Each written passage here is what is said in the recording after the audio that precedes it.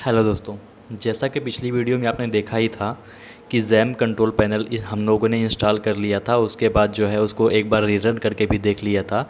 तो अब आगे हमने उसमें एक फ़ोल्डर हमको मिला था दैट इज़ htdocs, और वहाँ पर जाकर हमने वर्डप्रेस को इंस्टॉल करने के लिए वर्डप्रेस का एक पूरा फाइल फ़ोल्डर वहाँ पर पेस्ट कर दिया था। अब उसके आगे इस वीडियो में हम ये बात सीखेंगे कि वर्डप्रेस को इंस्टॉल कैसे कर सकते हैं।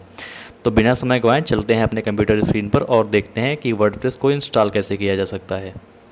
इसके लिए सबसे पहले हम टर्मिनल में चले जाते हैं और एक बार फिर से जो है पूरा प्रोसेस करके दिखा देते हैं आपको।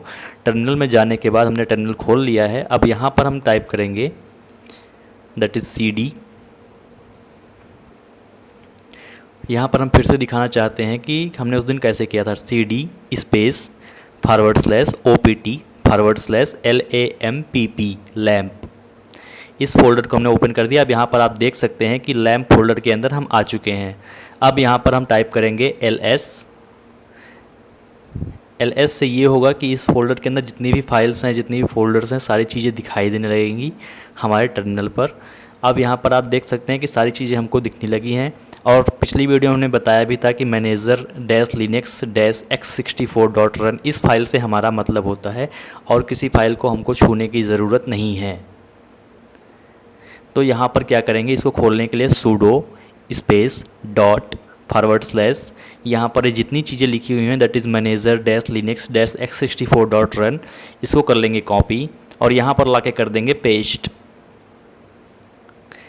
पेस्ट करने के बाद हमने इंटर किया। एंटर करने के बाद अब देख सकते हैं आप कि ये पासवर्ड मांग रहा है, तो हम अपना पासवर्ड टाइप कर देंगे। पासवर्ड टाइप करने के बाद ये जैम कंट्रोल पैनल खुल चुका है। इसके खुलने के बाद हम यहाँ चले जाएंगे मैनेज सर्वर्स पर। जैसे कि आप देख सकते हैं वेलकम स्क्रीन पर खुला हुआ है अभी, और यहाँ पर स्टार्ट ऑल पर मैंने क्लिक कर दिया है। क्लिक करने के बाद देख सकते हैं रेड था, रेड से ये येलो हुआ। थोड़ी देर में ये अपने आप ग्रीन हो जाएगा।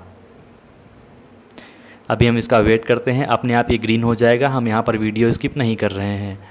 आप देख सकते हैं इसको ग्रीन होने के बाद अभी जैसे ही ग्रीन होता है हो गया। अब आप मोजिल्ला फायरफॉक्स या क्रोम, इन दोनों में से कोई भी वेब ब्राउज़र, बेसिकली मैं तो क्रोम प्रीफर करता हूँ। Basically most of the people Chrome prefer करते हैं और उबंटू में आपको बाय डिफ़ॉल्ट मोजिल्ला मिल जाता है पहले डाउनलोड। तो हम यहाँ पर क्रोम खोल के वर्डप्रेस यानी कि लोकल होस्ट /वर्डप्रेस पर क्लिक कर देते हैं। यहाँ पर आप देख सकते हैं कि हम इंस्टॉलेशन विज़ार्ड में आ चुके हैं। वहाँ पर लिखा मिला है वेलकम टू द वर्डप्रेस। अगर आपको शुरू करने से पहले यहाँ पर आपके डेटाबेस का नाम, डेटाबेस की यूज़र नेम, डेटाबेस का पासवर्ड, डेटाबेस का होस्ट, ये सारी चीज़ें और टेबल प्रीफिक्स, ये सारी चीज़ें आपको देनी पड़ेगी। अगर आपको अभी नहीं पता है कि क्या होता है तो आपको घबराने की ज़रूरत नहीं है। हम इसी वीडियो में सारी चीज़ें सीखने वाले हैं। तो बिना समय गंवाए इस पर हम पहले लेट्स गो पर क्लिक कर देते हैं। लेट्स गो हमने क्लिक कर दिया है।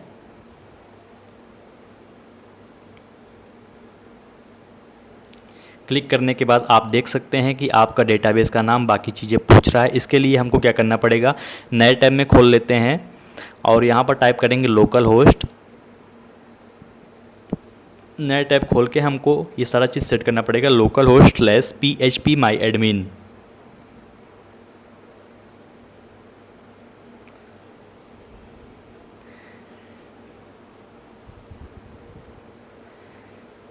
हमने एंटर कर दिया है। अब यहाँ पर आप देख सकते हैं ये पेज खुल चुका है। यहाँ पर हमको डेटाबेसेस पे क्लिक करना पड़ेगा।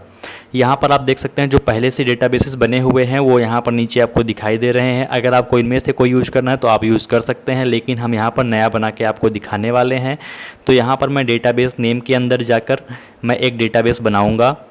आप यहाँ पर अपना कुछ भी बना सकते हैं, ज़रूरी नहीं है जो डेटाबेस मैं बना रहा हूँ वही आप भी यहाँ पर लिखें। तो यहाँ पर मैं लिख रहा हूँ इंस्टॉल नाम का एक डेटाबेस बनाने जा रहा हूँ, क्योंकि डेटाबेस नाम का डेटाबेस पहले से ही बना हुआ है।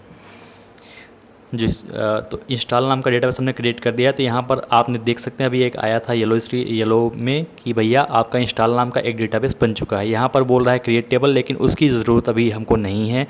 अब आप चाहें तो इस टैब को बंद भी कर सकते हैं। अब आप फिर से आज हम आ गए हैं डेटाबेस मतलब वर्डप्रेस के इंस्टॉलेशन वाले टैब में। यहाँ पर हमने फिर से क्लिक कर दिया है डेटाबेस नेम पर। तो हम अभी डेटाबेस का नाम जैसे कि हमने इंस्टॉल लिखा हुआ था तो हम यहाँ पर फिर से इंस्टॉल लिख दे रहे हैं। यहाँ पर आपको यूज़र नेम देना पड़ेगा। यूज़र नेम देने के लिए आपको ध्यान रखना पड़ेगा, जब भी आप XAMPP यूज़ करते हैं तो आपका user name by default root होता है और पासवर्ड बाय डिफ़ॉल्ट ब्लैंक होता है। ब्लैंक का मतलब आपको ब्लैंक लिखना नहीं है, आपको सीधे सीधे ब्लैंक छोड़ देना है, खाली कर देना है उसको। तो आई रिपीट फिर से, user name root, password blank, यही 2 चीज़ें आपको हमेशा याद रखनी है। लोकल होस्ट ही रहेगा डेटाबेस का होस्ट, क्योंकि यहाँ पर आपने अभी जो सर्वर इंस्टॉल कर रहे हैं वो आपके कंप्यूटर पर हो रहा है, वो कहीं अन्य जगह पर नहीं हो रहा है। इस वजह से आपको लोकल होस्ट ही रखना पड़ेगा और टेबल प्रीफिक्स WP_ ही रहेगा। यहाँ पर सबमिट पर मैं क्लिक कर देता हूँ। सबमिट पर क्लिक करने के बाद आ गया है ऑल राइट स्पार्की, यानी कि आप इंस्टॉलेशन के लिए रेडी हो गए हैं। हमने दबा दिया है रन द इंस्टॉलेशन। यहाँ पर आपको वेलकम बोल रहा है। इसके बाद जो इन्फॉर्मेशन उसको चाहिए, जैसे कि site title, user name, password. Site title आप कुछ भी दे सकते हैं, जैसे कि आपकी वेबसाइट का जो भी नाम होगा वो यहाँ पर साइट टाइटल के नाम के रूप में जाना जाएगा। और यूज़र नेम ये वाला यूज़र नेम है जो कि आप बाद में कभी भी वर्डप्रेस में कोई भी कस्टमाइजेशन करना हो, कुछ भी चीज़ खोलनी हो, तो उसके लिए आपको एक यूज़र नेम और एक पासवर्ड देना पड़ेगा, जिससे कि आपको वर्डप्रेस ये पहचान पाएगा कि हाँ आप ही हो जो अपनी इस वेबसाइट में लॉगिन करना चाह रहे हो। तो मैं यहाँ पर अपने साइट का टाइटल दे देता हूँ कोडिंग ब्लॉग और यूज़र नेम दे देता हूँ एडमिन।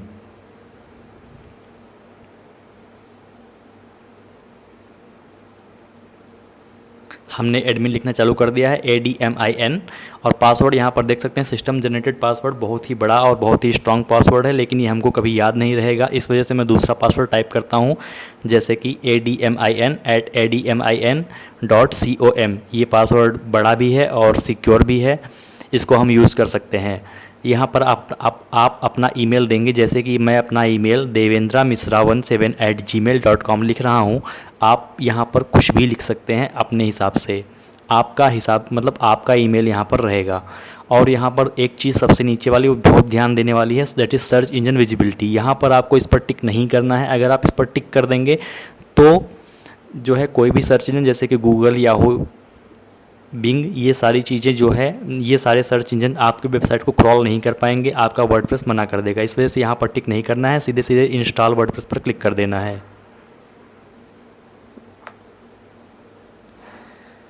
इंस्टॉल वर्डप्रेस पर हमने क्लिक कर दिया है, थोड़ी देर में ये खुल जाएगा।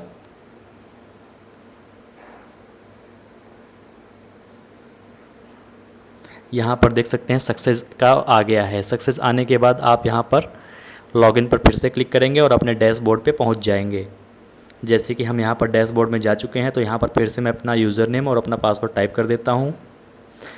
मेरा यूज़र नेम यहाँ पर एडमिन और मेरा पासवर्ड जो कि मैंने चुना हुआ था वो मैंने लिख दिया है।